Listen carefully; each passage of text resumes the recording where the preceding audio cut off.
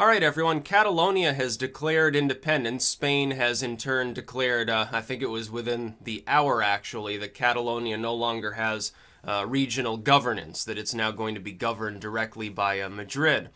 Apparently the governor of Catalonia opposes the idea of secessionary rhetoric and said, oh, not in my name, no, please save my job, give me a position over there in Madrid, let me be a go-between or an ambassador or something like that. I really, really want to keep this nice, cushy office that I'm in. That's probably what he's thinking. He doesn't fucking care whether there's secession or not. A lot of these officials probably won't. That includes a lot of Spanish officials. They're just like, well, you know, the people of the rest of Spain are going to be pissed. If we were to let Catalonia go, it'd probably cause civil wars over here. You could have the fracturing, Navarre could form, or one of these other places. It's entirely possible. We're going to have Moorish Spain again. Some of these communities to the south will declare that they're part of Morocco now. It could become a problem. What I have said now is that this is going to cause the rise of nationalism within Spain. Now, when we talk about nationalism, mostly people think, well, ethno-nationalism, like racialism or racism, supremacy. That's not what I'm suggesting. What I'm suggesting is a national consciousness built up in place of sort of let Catalonia be independent, as an opposite to that.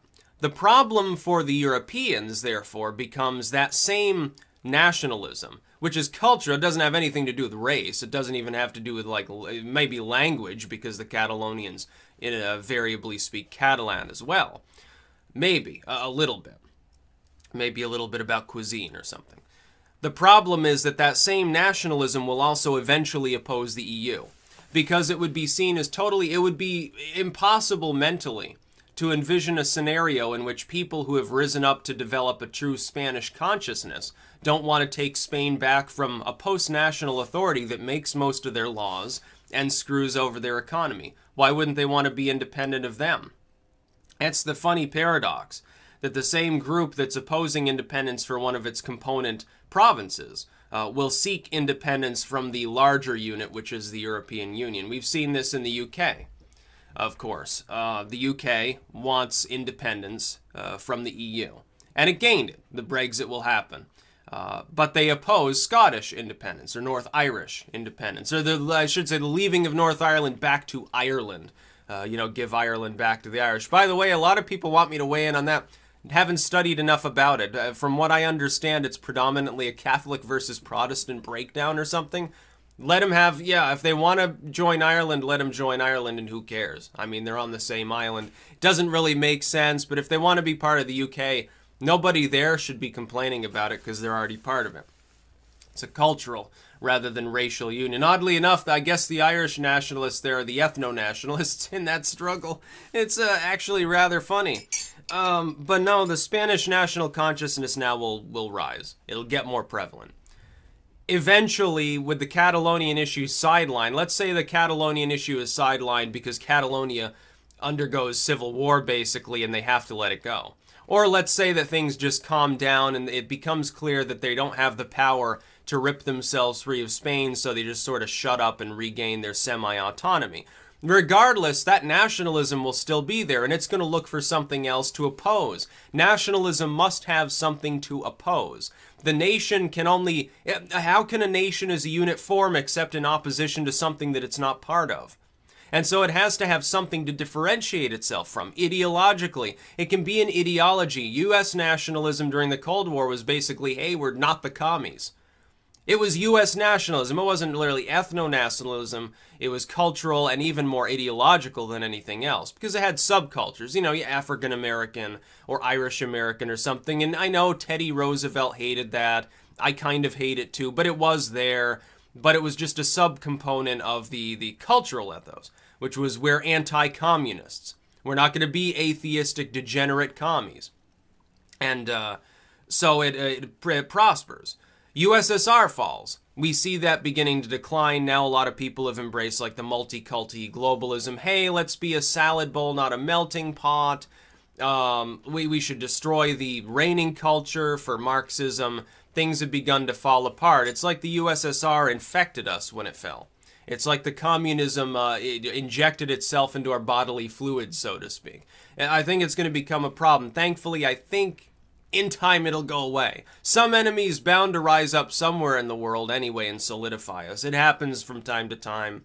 We probably don't fall and fail as a culture, or even in an empirical sense, the imperialistic sense, rather. We probably don't. And if we do, we can just be Byzantium. Okay, that's fine. That'll last a few centuries.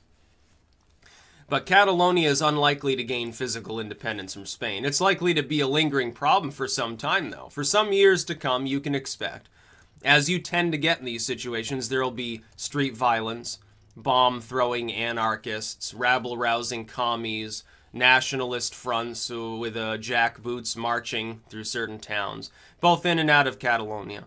It'll screw with their political system, certainly. There will probably be a resurgence of outright Spanish fascism a la Franco within the rest of Spain. You'll probably get that. And they're not going to want to be part of the EU.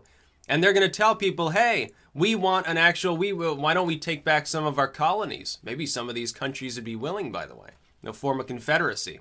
What's to stop them from having such a political movement? We've gotten to the idea that the post-World War II mentality, we're going to have the UN, and we're going to have talks and diplomacy, and people should leave each other alone. Well, that's bullshit, number one. Every country keeps engaging in bullshit proxy wars. Number two, that's not stable in long term. That's a very short-term thing that has been built in the wake of the Second World War. It could collapse at any time. It's just an illusion that that's the New World Order. It's an illusion. It's a play. It's Shakespearean.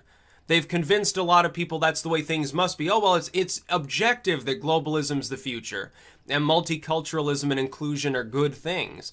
Now, that's the reigning cultural opinion within parts of the Western world, not even the entire West. How do you expect that to remain stable? In most of the Third World, ethno-nationalism, or at least cultural nationalism, are the norm. Everyone there is nationalistic in that sense. They've either amalgamated around a tribal blood lineage sort of sentiment, or they've amalgamated around usually a post-colonial national identity. That's what holds their countries together. Only in parts of the Western world have we abandoned that, to our detriment, I think. It can be beneficial. Global trade is great. Global communication on the internet is great. Global cuisine movement, yeah, the ability to go and eat like Filipino food and stuff, that's wonderful. But the abandonment of that culture would be, I mean, if everyone did that, you wouldn't have the Filipino food, and you wouldn't have like Irish American, you wouldn't have like Irish flags in Boston either, because they wouldn't have an identity either. There'd be no identities to anyone in the world. There'd be no flag or border. That'd be kind of a boring world, I think, taken to its logical extreme. In Spain, though, you're going to get more nationalism in both the Spanish and Catalonian components of the country. It doesn't really matter which you're regarding. Now, it can be more left-wing or more right-wing. It can be more inclusive or more ethnic in form. Doesn't really matter. It can be more authoritarian, or it could be a totally libertarian. You could have some anarcho-libertarian consciousness rise up in some part of the world, too. And it could be nationalistic. You could have nationalistic libertarianism. It is possible for those two to coexist. If your culture, that is the nationalistic component, revolves around liberty and freedom and justice and, hey, leave people alone and be individualistic, do what you want, that's libertarian nationalism. It's also classical liberalism. It's funny how those two are basically the same thing. That's my prediction, though. Catalonia will not win its independence. Because there is no will there. There's no manpower. The manpower needed for Catalonia to be separatist isn't there. The rest of Spain overwhelmingly rejects the idea. Even the left-wing groups that might otherwise be tolerant of such an idea, they're totally subjugated. And if they raise it as an issue, they'll probably be more subjugated. In fact, they'll probably be oppressed. People right now are worried about, well, is the Spanish government going to send in the shock troops to beat us up here in Catalonia to suppress us? Now, what you should be worried about is that they're also going to deploy them in the rest of Spain, specifically to go after any group that's pro-Catalonian secession. They could do that. They probably will. Yes, there will probably be considerable violence for some considerable length of time. But that doesn't mean the Catalonians become independent. It's unlikely. Specifically because this isn't a situation where some significant cultural core within a state is trying to break free. one with a significant proportion of the population, the military potential, and a large enough economic capability that other countries would have a diplomatic reason to recognize their autonomy. It's not like that. It's a rather small component of Spain. Nobody else in the world so far has recognized the legitimacy of Catalonian sovereignty. That's about all. Peace out.